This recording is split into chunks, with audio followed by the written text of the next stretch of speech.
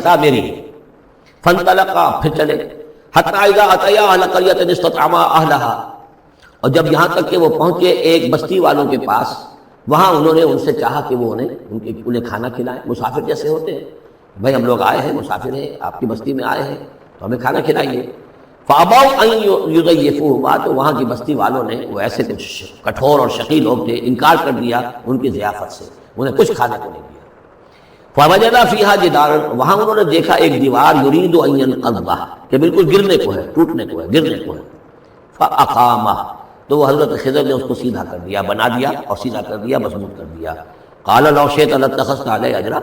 تو حضرت موسیٰ نے پھر کہا کہ اگر آپ چاہتے، یہ اتنے ناہنجار لوگ، انہوں نے مسافروں کو کھانا تک نہیں دیا اور آپ نے بغیر مزدوری لیے ہوئے ان کا کام کر دیا، ان کی دیوار سیدھی کر دی۔ لو شئت لاتخذت علیہ اجرا، آپ اس پر اجرت نہ کرتے ان سے، اور یہ جو اجرت سے جو ہے بہرحال ہم جو ہے کچھ نہ کچھ کھاتے پیتے۔ قال ھذا فراق بینی و بینک، کہ بس یہ اب میرے اور آپ کے درمیان اب علیحدگی کا وقت ہے۔ سأنبئک بتأویل ما لم تستطع علیہ صبرا، اب میں تمہیں بتائے دیتا ہوں اصل راز اور حقیقت ان چیزوں کا جس پر کہ آپ صبر نہ کر سکے۔ اما سفینہ، جہاں تک اس کشتی کا معاملہ ہے، فکانت لمساکین یعملون فی البحر، تو یہ ان مزدوروں کی ملکیت تھی کہ جو دریا میں محنت کرتے ہیں، جیسے کشتی ہے ادھر سے ادھر اتار دیا، دو پیسے لے لیے، ایک پیسہ لے لیا، یہ مزدوری کر رہے ہیں، ان کے لیے گویا کہ کمائی کا، ان کی معاش کا یہی ذریعہ ہے۔ فاردت ان اعیبھا، میں نے یہ چاہا کہ اس کو عیب دار کر دو۔ وکان وراءہم ملک یاخذ کل سفینۃ غصبا، جبکہ آگے جو ہے ایک بادشاہ تھا، حاکم تھا، جو ہر کشتی کو کہ جو ثابت و سالم ہے اسے وہ غصب کر رہا ہے، اس کو جو ہے کنفسکیٹ کر رہا ہے، جیسے آج کل بھی ہوتا ہے ہمارے ہاں، وہ ویگن جو ہیں وہ پولیس والے روک لیتے ہیں، تو اسی طریقے سے وہ جو ہے قبضہ کر رہا ہے ان پر۔ یاخذ کل سفینۃ غصبا، اب وہ دیکھے گا کہ یہ تو ٹوٹی ہوئی کشتی چھوڑ دے گا، تو کشتی میں ایک تختہ لگا لینا تو آسان کام ہے، پوری تختی جا رہی تھی، تو میں نے ایک تختہ جو ان کا جو ہے توڑ دیا ہے تاکہ اسے ناقص سمجھ کر وہ بادشاہ جو ہے اسے ریجیکٹ کر دے، اس کشتی کو نہ لے، تو ان مزدوروں کی پوری کشتی بچ جائے۔ ایک تختہ توڑنے سے تختی بچتی ہے، اور یہ سالم رہتی تختی تو پوری کشتی جا رہی تھی، تو میں نے ان کی خیر کے لیے کیا ہے، جس کو تم نے یہ سمجھا کہ شاید میں لوگوں کو ہلاک کرنے کے لیے میں نے یہ قدم اٹھایا ہے۔ محمد غلام، اور جہاں تک اس لڑکے کا معاملہ ہے، نوجوان کا، فکان ابواہ مومنین، اس کے والدین بڑے نیک اور صالح ہیں، والدین دونوں کے دونوں۔ فخشینا یرہقہما طغیانا و کفرا، اب ظاہر بات ہے کہ حضرت خضر کو معلوم ہوگا کہ اس کے جینز اچھے نہیں ہیں، بڑے شرارتی قسم کے جین اس کے اندر ہیں، اور یہ جب جوان ہوگا تو یہ آوارہ ہو کر اٹھے گا اور بہت سخت ہوگا اور اپنے والدین کے لیے سوہان روح بن جائے گا۔ یرہقہما طغیانا و کفرا، ناشکری اور زبردستی کر کے ان کو عاجز کرے گا، ستائے گا۔ فاردنا یبدلہما ربہما خیرا منہ زکاۃ واقرب رحما، تو ہم نے یہ چاہا کہ ان کا رب ان کے لیے بدل دے، اس سے بہتر اولاد اسے دے، بیٹا دے دے کہ جو اس کے لیے پاکیزگی میں بھی اور شفقت اور رحمت میں بھی اس سے بہتر ہو، جو ان کے لیے بڑھاپے میں سہارا بن سکے۔ تو ہم نے صرف یہ کیا ہے کہ یہ بچہ جو ہے وہ یہ ساری چیزیں جو اللہ کے حکم سے میں کر رہا ہوں، یہ گویا کہ تکوینی امور ہیں جو ہو رہے ہیں، یہ تشریعی امور نہیں ہے، تم شریعت کے حوالے سے دیکھ رہے ہو، اور میں یہ تکوینی معاملات کر رہا ہوں اللہ کے حکم کے مطابق، اور یہ در حقیقت رحمت ہے، جس کو کہ لوگوں نے یہ سمجھا ہوگا جن کا بچہ جو والدین کا فوت ہو گیا تو ان کے اوپر تو پہاڑ ٹوٹ پڑا ہوگا غم کا، لیکن اصل میں اللہ تعالیٰ نے یہ ان کے خیر کے لیے کیا۔ وَأَمَّا الْجِدَارُ، اور جہاں تک اس دیوار کا معاملہ ہے، فَكَانَ لِغُلَامَيْنِ يَتِيمَيْنِ فِي الْمَدِينَةِ، تو یہ دو غلام لڑکوں کی دیوار ہے جو شہر میں رہتے ہیں۔ وَكَانَ تَحْتَهُ كَنْزٌ لَهُمَا، اور اس دیوار کی جڑ میں ان کے لیے ایک دفینہ ہے۔ وَكَانَ أَبُوهُمَا صَالِحًا، اور ان کا باپ جو ہے وہ بہت نیک آدمی تھا، باپ نیک تھا، عین وہ جو سمجھئے کہ کسی جوانی میں یا کوئی وقت جو ہے وہ اس کی موت کا وقت آ گیا، بچے چھوٹے چھوٹے تھے، اس نے کچھ اپنی پونجی جو ہے گھر کے اندر ایک دیوار کی جڑ کے اندر بنیاد کے اندر دفن کر دی، یہ بڑے ہو جائیں بچے کال لیں۔ اب چونکہ وہ نیک تھا لہذا اللہ تعالیٰ کی طرف سے اس کا اہتمام ہو رہا ہے، دیوار اگر اس وقت گر گئی ہوتی تو یہ خزانہ ظاہر ہو جاتا، اور ابھی وہ بچے جو ہیں وہ چھوٹے ہیں، تو لہذا یہ لوگ جو ہیں بستی والے کتنے ناہنجار ہیں جنہوں نے ہمیں کھانے کو نہیں دیا ہے، وہ کیا یتیموں کے اس مال کی رکھا لحاظ کریں گے؟ وہ سارا کا سارا اس مال کو قبضہ کر لیں گے۔ تو میں نے وہ دیوار بنا دی ہے۔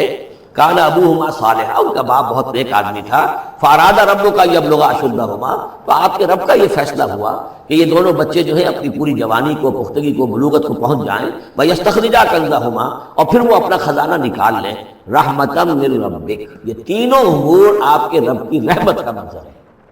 بظاہر جو بھی نظر آ رہا ہے، تو دنیا میں جو حالات و واقعات ہو رہے ہیں یہ حقیقت دنیا کے اعتبار سے ہم اس کے ظاہر کو دیکھتے ہیں، اور ظاہر کے حوالے سے ہی دل گرفتہ ہو گئے، رنجیدہ ہو گئے، نقصان ہو گیا، یہ ہو گیا، ہاں اے فلک پیر جواں تھا ابھی عارف، کیا تیرا بگڑتا جو نہ مرتا کوئی دن اور، مرثیوں پر مرثیے کہے جا رہے ہیں، یہ سب کچھ ہوتا ہے، لیکن یہ پتہ نہیں ہوتا کہ اللہ تعالیٰ کی طرف سے جو بھی ہے وہ خیر ہے، اسی میں بھلائی ہے۔ تو بندہ مومن کا کام کیا ہے؟ تفویض الامر الی اللہ، اپنے معاملات کو اللہ کے حوالے کر دے، راضی برضائے رب، جو اللہ کی طرف سے آیا، کہ ہر کے ساقی ماریخ عین الطافت رحمت من ربک، یہ سب کچھ رحمت تھا، رحمت ہے آپ کے رب کی طرف سے، وما فعلتہ عن امری، یہ میں نے اپنے جی سے نہیں کیا ہے، میرا فیصلہ نہیں ہے۔ یعنی یہ جو بھی تھے، چاہے فرشتے تھے اور چاہے کوئی نیک انسان ہے جنہیں اللہ نے بہت لمبی زندگی دے دی ہے، چاہے یہ کوئی روح ہے کہ جو انسانی شکل میں پھر آ گئی ہے، کہ جو اللہ تعالیٰ نے کسی ولی اللہ کی روح کو جو ہے وہ طویل زندگی دے رکھی ہے، کوئی بھی ہے، اس سے کوئی فرق واقع نہیں ہوتا، لیکن یہ کہ وہ در حقیقت کارکنان قضاء و قدر کی فوج میں ریکروٹ ہو گئے، وہ جو فیصلے کر رہے ہیں، جس کی تنفیذ کر رہے ہیں، اس کا شریعت سے تعلق نہیں ہے، وہ تکوینی امور ہے اللہ تعالیٰ کے۔ ذالک تعویل ما لم تستطع علیہ صبرا، یہ ہے تعویل، یہ ہے اصل حقیقت، یہ ہے اصل راز ان چیزوں کا جس پر کہ اے موسیٰ تم صبر نہ کر پائے۔ وَيَسْأَلُونَكَ عَنْ ذِي الْقَرْنَيْنِ قُلْ سَأَتْلُو عَلَيْكُم مِّنْهُ ذِكْرًا، صدق اللہ العظیم۔ ذو القرنین کے بارے میں آپ کو بتا چکا ہوں کہ ان کا نام تاریخ میں جو مشہور ہے وہ کہ خسرو یا سائرس، اور انہی سے اصل میں ایران کی عظمت کے دور کا آغاز ہوا تھا۔ چنانچہ تقریباً میں سمجھتا ہوں کہ شاید 25-30 سال پہلے کی بات ہے، جب شہنشاہ ایران، اس وقت جب کہ ان کی بادشاہت جو ہے وہ بڑے عروج پر تھی، انہوں نے 2500 سالہ برسی منائی تھی انہی کہ خسرو کی، سائرس کی۔ ان کی قبر جو ہے مقبرہ وہ دریافت ہو گیا تھا، اور وہاں پر ان کا ایک مجسمہ بھی دریافت ہوا تھا کھدائی پر، اس مجسمے میں وہ 2 لگے ہوئے تھے، سینگ بھی۔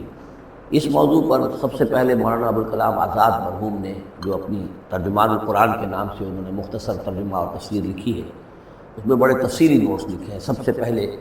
اہل علم کے حلقے میں ان کے بارے میں جو معلومات ہیں وہ ان کے ذریعے سے آئی ہیں، اب یہ تقریباً یونیورسلی ایکسیپٹڈ ہے۔ پھر سوال پیدا ہوتا ہے کہ ان سے کیا دلچسپی یہود کو تھی، تو وہ بھی سمجھ لیجئے کہ نبوکدنضر نے 587 قبل مسیح میں حملہ کیا تھا فلسطین پر، اور نبوکدنضر عراق کا بادشاہ تھا۔ اس مڈل ایسٹ کو ذہن میں رکھیے کہ میڈیٹرینین کے بالکل ساتھ ہے ملک شام، اور شام ہی کا ایک علاقہ فلسطین ہے۔ اس وقت جو ہے یہ فلسطین اور اسرائیل اور شرق اردن اور ویسٹ بینک اور لبنان، یہ سب مل کر جو ملک بنتے ہیں، در حقیقت یہ شام عرب ہے، یہ شام ہے۔ پھر اس کے مشرق میں یہ عراق عرب یا عراق ہے، اور اس کے مشرق میں پھر ایران ہے۔ تو عراق کا بادشاہ تھا جس نے حملہ کیا تھا، یروشلم پر تباہ و برباد کیا، اور ان کو قیدی بنا کر لے گیا۔ کیپٹیوٹی کا دور ان کا تقریباً 150 برس کا ہے،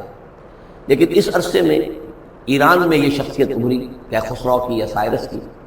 اس نے پھر فتوحات کا دائرہ شروع کیا، تو سب سے پہلے عراق کو فتح کیا، بیبیلونیا کو، اور یہاں پر جو یہ اسیر تھے یہودی، ان کو اجازت دے دی کہ تم واپس جاؤ، اپنا یروشلم آزاد کرو، اپنا جا کر آباد کر لو دوبارہ۔ تو گویا کہ یہ محسن ہیں ان کے، ذو القرنین جو ہیں ان کے محسن ہیں، جن کی وجہ سے، کہ جن کے ذریعے سے اللہ تعالیٰ نے انہیں بیبیلونیا یعنی عراق کی کیپٹیوٹی، جو ان کی اسارت کا دور تھا، اس کو